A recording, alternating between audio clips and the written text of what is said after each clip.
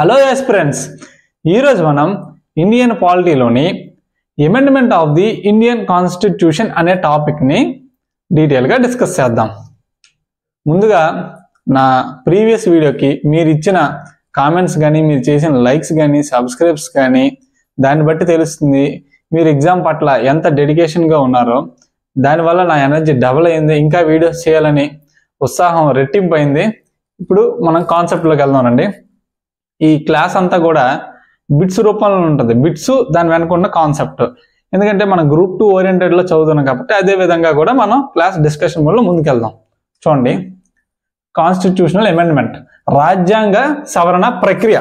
Okay, చూడండి, అసలు ఈ అమెండ్మెంట్కి సంబంధించి భారత రాజ్యాంగంలోని ఏదైనా ఆర్టికల్లో చెప్పబడిందా? నేను ఇలా క్వశ్చన్ అడిగేటప్పుడు మీరు ఆన్సర్ని మనసులో అనుకోండి, నేను 2 సెకండ్స్ తర్వాత ఆన్సర్ ఎక్స్ప్లెయిన్ చేస్తాను. ఓకే, చూడండి, మనకు ఆర్టికల్ 368లోని భారత రాజ్యాంగ సవరణ ప్రక్రియని మెన్షన్ చేయడం జరిగింది. ఫస్ట్. సెకండ్ వచ్చేసి ఈ 368 అనే ఆర్టికల్ ఎన్నో పార్ట్లో ఉంది? చాలాసార్లు అడిగాడు, 20. ఓకే, ఇప్పుడు నెక్స్ట్ చూద్దాం. ఈ సవరణ ప్రక్రియ అనేది ఏ దేశం నుంచి తీసుకున్నారు? ఆన్సర్ వచ్చేసి సౌత్ ఆఫ్రికా. ఓకే, చూడండి, ఇప్పుడు నెక్స్ట్, కాన్స్టిట్యూషనల్ అమెండ్మెంట్ బిల్లుని ఎవరు ప్రవేశపెడతారు? అయితే ఇక్కడ చూడండి, బిల్ అన్నాం. బిల్లుకి యాక్ట్కి డిఫరెన్స్ ఏంటి? ఓకేనా, బిల్ అంటే అదొక డ్రాఫ్ట్ అనమాట, అందులో ప్రొవిజన్స్ కలిగి ఉంటుంది. A bill which is passed by the both houses, Lok Sabha and Rajya Sabha, then it will become act అని స్టేట్మెంట్ ఇస్తాడు. కరెక్టా రాంగా? Absolutely wrong. ఎందుకంటే ఒక బిల్ అనేది లోక్సభలోని పాస్ అవ్వాలి, రాజ్యసభలోని పాస్ అవ్వాలి. ఫైనల్గా ప్రెసిడెంట్ తన ఆమోదం తెలిపిన తర్వాత మాత్రమే యాక్ట్ అంటే చట్టంగా మారుతుంది. మనకు తెలిసిన అంశం అయినప్పటికీ కూడా ఎగ్జామ్లోని మిస్టేక్ చేసే అవకాశం చాలా ఉంది. అందుకే అంత చిన్న విషయం అయినా సరే ఎక్స్ప్లెయిన్ చేశాను. చూడండి, ఇప్పుడు కాన్స్టిట్యూషన్ అమెండ్మెంట్ బిల్లుని ఎవరు ప్రవేశపెడతారు? మినిస్టరా, ప్రైవేట్ మెంబరా, లేదా ఎవరైనా ప్రవేశపెట్టచ్చా? అదేంటంటే కొన్ని బిల్స్ మాత్రం పర్టికులర్గా మినిస్టర్స్ మాత్రమే ప్రవేశపెట్టాలి. కొన్ని బిల్స్ ఎవరైనా ప్రవేశపెట్టచ్చు. మినిస్టర్ కాకుండా ఎవరైనా సరే ఎంపీని ప్రైవేట్ మెంబర్ అంటారు. ఓకే, లాస్ట్ టైం గ్రూప్ 1 ప్రిలిమ్స్లో అడిగాడు ప్రైవేట్ మెంబర్ బిల్ గురించి ఒక డీటెయిల్గా ఒక క్వశ్చన్ కూడా అడిగాడు, ఒకసారి రిఫర్ చేయండి. దీనికి ఆన్సర్ వచ్చేసి మినిస్టర్ అయినా ప్రవేశపెట్టచ్చు, ప్రైవేట్ మెంబర్ అయినా ప్రవేశపెట్టచ్చు. అంటే రాజ్యాంగ సవరణ బిల్లుని ఎవరైనా, any MP, any member of parliament can introduce that bill. Okay, clear. చూడండి, అయితే ఈ బిల్లుని ముందుగా లోక్సభలోనే ప్రవేశపెట్టాలా, లేదంటే రాజ్యసభలోనే ప్రవేశపెట్టాలా? చాలాసార్లు అడిగేది. చాలా మంది ఏం పెడతారంటే లోక్సభలోనే ఫస్ట్ ప్రవేశపెట్టాలని అంటారు, కానీ అబ్సల్యూట్లీ రాంగ్. అది ఈ బిల్లుని లోక్సభలోనైనా ప్రవేశపెట్టచ్చు, రాజ్యసభలోనైనా ప్రవేశపెట్టచ్చు. ఇది ఎందుకు అడిగామంటే చూడండి, కొన్ని బిల్స్ పర్టికులర్గా లోక్సభలోనే ఇనిషియల్గా ప్రవేశపెట్టాలి. Example money bill.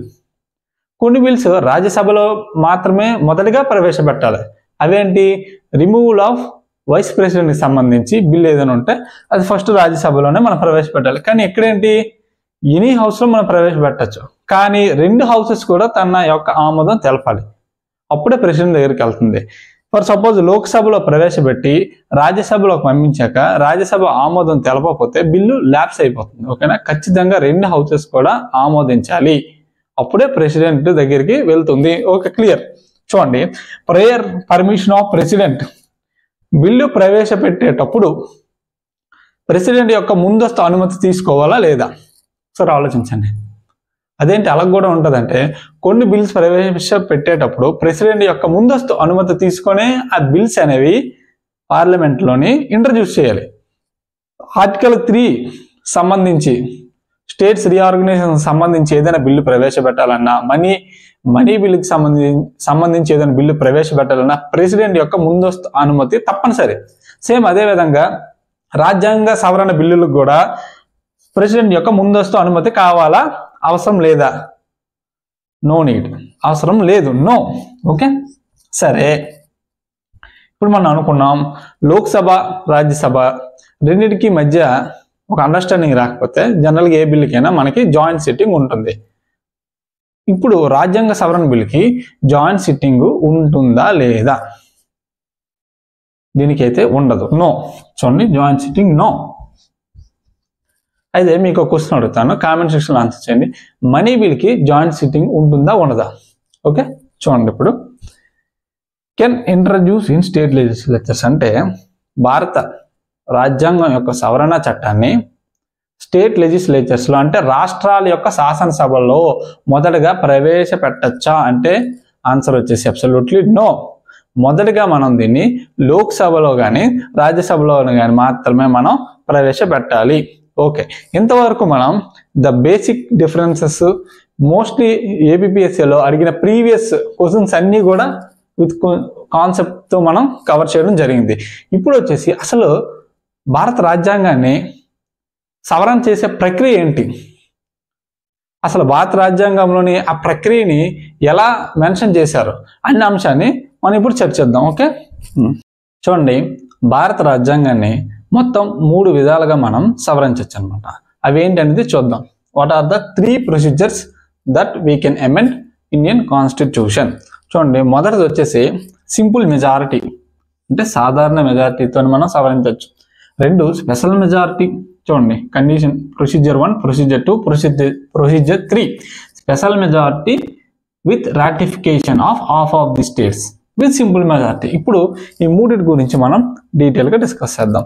Simple majority అంటే ఏంటి? చూడండి, ఇక్కడ రాశాను, majority of members present and voting అన్నాడు.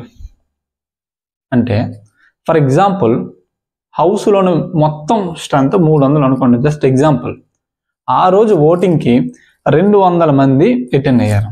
ఆ 200 మందిలోని కేవలం 100 మంది మాత్రమే ఓటేశారు ఆ బిల్కి. ఇప్పుడు ఆ 100 మందిలో మెజారిటీ ఎంత? 51. అంటే ఆ 51 ఓట్లు కానీ ఆ బిల్లుకి పడితే బిల్ అనేది పాస్ అయిపోతుంది. అది సింపుల్ మెజారిటీ. ఇప్పుడు చూడండి, మరొకసారి చదువుతాను, ఇప్పుడు అర్థమైపోతుంది మీకు. Majority of members present and voting, ఇది కీవర్డ్ అనమాట. ప్రెజెంట్ హాజరయ్యి మరియు ఓటింగ్లో పార్టిసిపేట్ చేసిన వారిలోని మెజారిటీ. ఓకే కదా? ఏదైనా రాజ్యాంగాన్ని సింపుల్ మెజారిటీతో కానీ మనం సవరించగలిగితే దాన్ని ఫ్లెక్సిబుల్ కాన్స్టిట్యూషన్ అంటారు. ఎగ్జాంపుల్ వచ్చేసి బ్రిటన్. ఓకే, ఇప్పుడు చూడండి, స్పెషల్ మెజారిటీ అంటే ప్రత్యేక majority. More than 50% of the total strength of the house. First condition. Plus అన్నాడు, ఆర్ అన్నది చూడండి, plus 2/3 of the members present and voting. ఇప్పుడు డీటెయిల్గా చూద్దాం.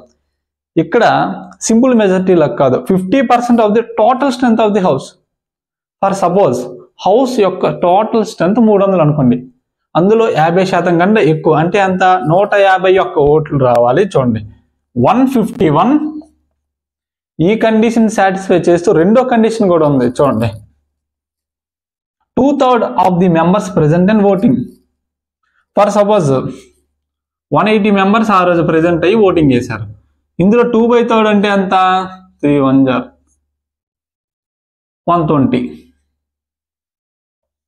ఈ రెండు కండిషన్లు సాటిస్ఫై చేయాలన్నమాట. రెండిట్లో ఏది ఎక్కువ? 151 అనమాట. అంటే ఖచ్చితంగా అట్లీస్ట్ మినిమం మనకు 151 వస్తేనే ఆ బిల్ అనేది ముందుకు వెళ్తుంది. ఈ రెండు కండిషన్లు సాటిస్ఫై చేస్తేనే అప్పుడు మనం ఆ బిల్ అనేది పాస్ అవుతుంది అనమాట. ఓకే, రెండిట్లో ఏ ఒక్కటి చేయకపోయినా సరే బిల్ అనేది పాస్ అవ్వదు. ఒకవేళ 50% సాటిస్ఫై ఈ కండిషన్ సాటిస్ఫై చేసి 2/3 కండిషన్ సాటిస్ఫై చేయకపోయినా అదే బిల్ అనేది ముందుకు వెళ్ళదు. ఓకే, సరే. ఈ విధంగా భారత ఏదైనా రాజ్యాంగాన్ని సవరణ చేస్తే ఆ రాజ్యాంగాన్ని ఏమంటారు? రిజిడ్ కాన్స్టిట్యూషన్ అంటారు. అంటే దృఢమైన రాజ్యాంగం అని. ఎగ్జాంపుల్, దీనికి బెస్ట్ ఎగ్జాంపుల్ ఏదంటే యుఎస్. ఓకే, ఈ రెండు బాగానే నేర్చుకున్నాం మనం. ఇప్పుడు చూడండి, ఈ రెండు ఓకే, మరి ఇదేంటిది? స్పెషల్ మెజారిటీతో పాటు అంటే 50% ప్లస్ 2/3తో పాటు మన ఇండియాలో ఉన్న స్టేట్స్ అంటే 28 స్టేట్స్లోని minimum half of the states వాళ్ళ యొక్క రాష్ట్ర శాసనసభ ద్వారా రాటిఫై చేయాలి, అంటే ఆమోదించాలి. ఎందుకు ఇలాంటి కండిషన్లు ఎప్పుడు వస్తాయంటే ఆ బిల్లులోని ఫెడరల్ ప్రొవిజన్స్ ఉన్నప్పుడు, అంటే సమాఖ్యాపరమైన అంశాలు ఏమైనా పేర్కొంటే ఆ బిల్లులోని రాష్ట్రాలు సంబంధించి ఏవైనా అంశాలు ఉంటే ఖచ్చితంగా మనం హాఫ్ ఆఫ్ ది స్టేట్స్ అనేవి రాటిఫై చేస్తేనే అది ముందుకు వెళ్తుంది అనమాట. ఓకే, చూడండి ఈ మూడు కూడా చూసాం. ఇప్పుడు ఒక్కొక్క దానికి ఎగ్జాంపుల్స్ కూడా చూద్దాం. సింపుల్ మెజారిటీతోని ఎటువంటి ప్రొవిజన్స్ మనం చేయొచ్చు, స్పెషల్ మెజారిటీతోని చేయొచ్చు అని. ఇప్పుడు నెక్స్ట్ టాపిక్ వెళ్లే ముందు మీకు ఒక క్వశ్చన్ అనమాట. ఈ మూడు కూడా మనకి ఆర్టికల్ 368లో మెన్షన్ చేశారా లేదా అనే క్వశ్చన్కి ఆన్సర్ చెప్పండి. ఆన్సర్ వచ్చేసి చూడండి, సింపుల్ మెజారిటీని 368లోని మెన్షన్ చెయ్యలేదు. దీన్ని మెన్షన్ చేశారు, ఇది కూడా మెన్షన్ చేశారు, దీన్ని మాత్రం మెన్షన్ చేయలేదు. అంటే ఏదైనా భారత రాజ్యాంగంలోని ఏదైనా భాగాన్ని సింపుల్ మెజారిటీతోని సవరణ చేస్తే అది 368 పరిధిలోకి రాదు. ఓన్లీ స్పెషల్ మెజారిటీతో కానీ, special majority with ratification of half of the స్టేట్స్తో చేస్తేనే అది 368 పరిధిలోకి వస్తుంది. చాలాసార్లు బిట్ అడిగాడు, చాలా మంది మిస్టేక్ కూడా చేశారు. అందుకే ఇంత డీటెయిల్గా దాని గురించి చెప్పడం జరిగింది. ఇప్పుడు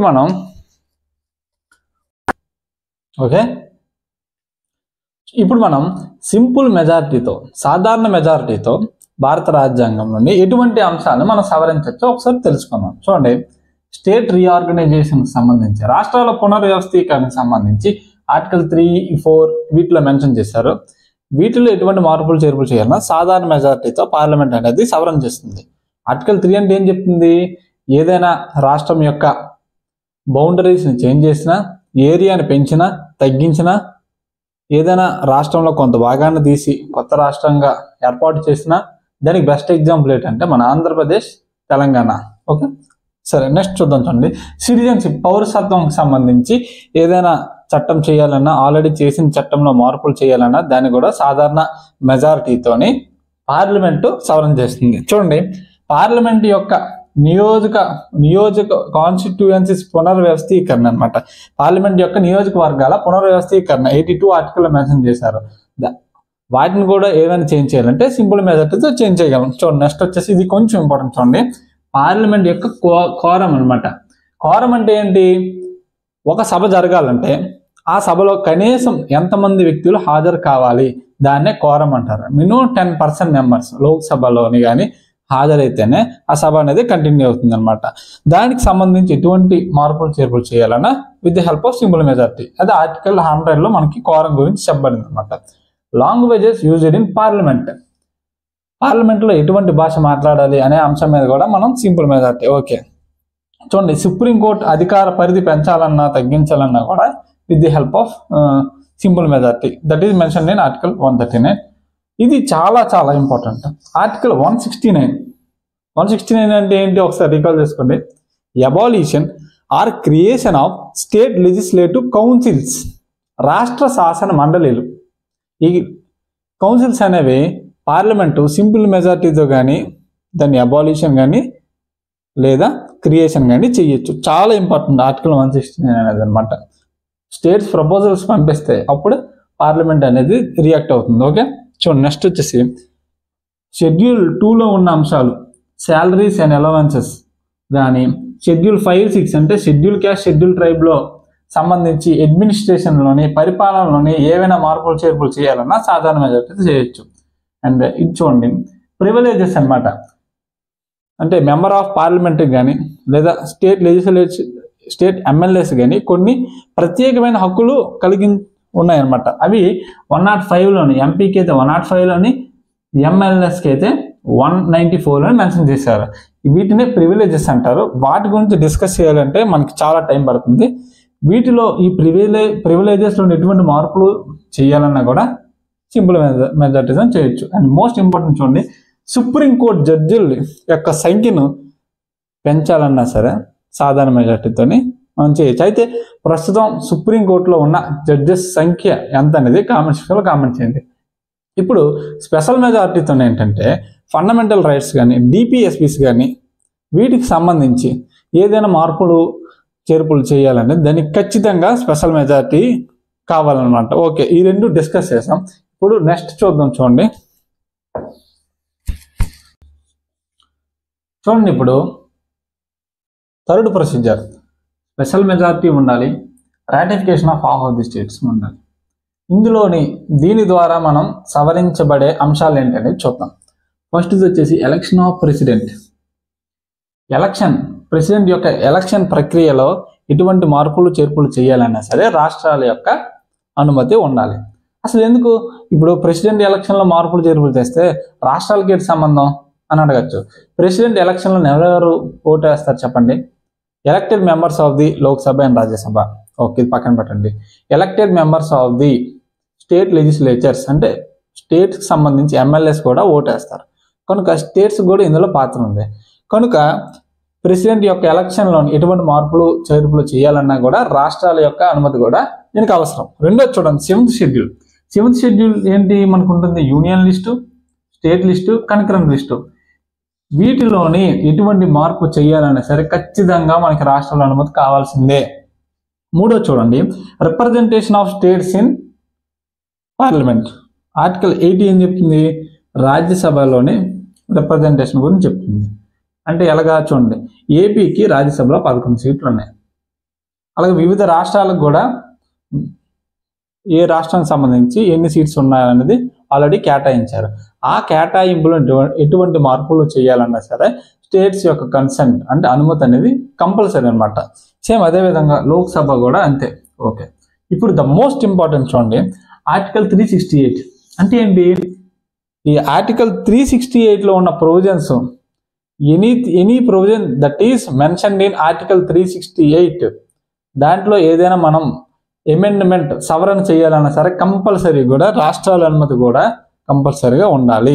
అయితే ఫైనల్గా మీకు క్వశ్చన్ అడుగుతాను చూడండి, ఇందాక చెప్పలేదు. ఈ రాజ్యాంగ సవరణ బిల్ అనేది లోక్సభ రాజ్యసభ నుంచి పాస్ అయ్యి ఫైనల్గా ప్రెసిడెంట్ దగ్గర చేరింది. ప్రెసిడెంట్ ఇక్కడ తన వీటో పవర్స్ని వాడచ్చా వాడకూడదా అనేది కామెంట్ సెక్షన్లో కామెంట్ చేయండి. ఇప్పటి వరకు 3 క్వశ్చన్స్ అడిగినట్టున్నాను. ఆ మూడింటికి కూడా మీరు కామెంట్ సెక్షన్లో కామెంట్ చేయండి. ఈ క్లాస్ మీకు నచ్చినట్టయితే లైక్ చేయండి, సబ్స్క్రైబ్ చేయడం మాత్రం మర్చిపోకండి.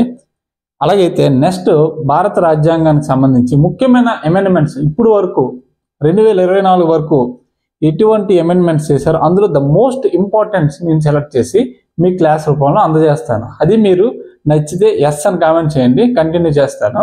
మరియు జూలై మంత్లోని most important science and technology related టాపిక్స్ని ఎంసీక్యూగా మార్చి వీలైతే ఒక 2 డేస్లోనే నెక్స్ట్ వీడియో కూడా అప్లోడ్ చేస్తాను. ఓకే, ఇంతటితోనైతే మనకి క్లాస్ అయిపోయింది.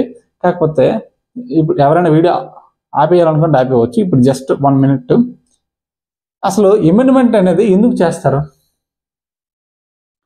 గ్రూప్ 1 మెయిన్స్ రాసేటప్పుడు ఈ క్వశ్చన్ నేను ఒక టెస్ట్ సిరీస్లో రాయడం జరిగింది. భారత రాజ్యాంగానికి సవరణ అనేది అవసరమా లేదా? ఒకవేళ అవసరమైతే మీ యొక్క ఒపీనియన్ని రాయండి. సింపుల్గా చెప్పాలంటే మారుతున్న సమాజానికి అనుగుణంగా భారత రాజ్యాంగాన్ని కూడా అమెండ్మెంట్ చేయాలి. అది ఎంతవరకు సరైనది అనేది మీ యొక్క వాక్యాలలో తెలపండి అని అడిగాడు అనమాట. అప్పుడు ఏం రాస్తాం? ఖచ్చితంగా మన ప్రజెంట్ సొసైటీ మారుతుంది కాబట్టి దానికి తగ్గట్టుగా మన రాజ్యాంగంలోని ప్రొవిజన్స్ అనేది ఎట్టి పరిస్థితుల్లో కూడా చేంజ్ చేయాలి. దేనికైనా సరే అమెండ్మెంట్ అంటే సవరణ అనేది కంపల్సరీగా కూడా ఉండాలి. అది భారత రాజ్యాంగానికైనా మన లైఫ్కైనా సరే. మనం ఒక రోజుకి 4 అవర్స్ చదవాలని టైం పెట్టుకుంటాం, కానీ 2 అవర్స్ చదువుతాం, 2 అవర్స్ టైం వేస్ట్ చేస్తాం. అలాంటప్పుడు ఏం కావాలి? మనం సింపుల్ మెజారిటీతో మనమే అమెండ్మెంట్ చేసుకొని నెక్స్ట్ 4 అవర్స్ చదివేటట్టు చూసుకోవాలి. ఇప్పుడున్న సిచ్యువేషన్లో మనకి ఎటువంటి మెజారిటీ కావాలి? స్పెషల్ మెజారిటీ కావాలి. ఎందుకంటే ఎగ్జామ్ డేట్ ఏంటో తెలియని పొజిషన్లోని చాలా మందికి ఇంట్రెస్ట్ అనేది తగ్గిపోతుంది. ఇలాంటి టైంలోనే ఎక్కువ మోటివేషన్ తెచ్చుకొని స్ట్రెంగ్త్ తెచ్చుకొని మనం స్పెషల్ మెజారిటీతోని మనల్ని మనం సవరణ చేసుకొని ప్రిపరేషన్కి అనేది అడుగులు వేయాలి. ఓకే, ఇప్పుడు ఈ 3వ కండిషన్ చెప్పాను కదా, ఇది మన లైఫ్లో ఎప్పుడు ఉపయోగపడుతుంది? ఎప్పుడంటే పెళ్లి చేసుకునేటప్పుడు మనకి స్పెషల్ మెజారిటీ డెసిషన్ చేసుకోవాలా లేదా అని మనం డెసిషన్ తీసుకొని half of the family members ఆమోదించాక మనం పెళ్ళికి అనేది ఫిక్స్ అవుతాం. జస్ట్ ఇది మనకి గుర్తుండాలని అలా చెప్పాను. Okay, thank you very much. Okay.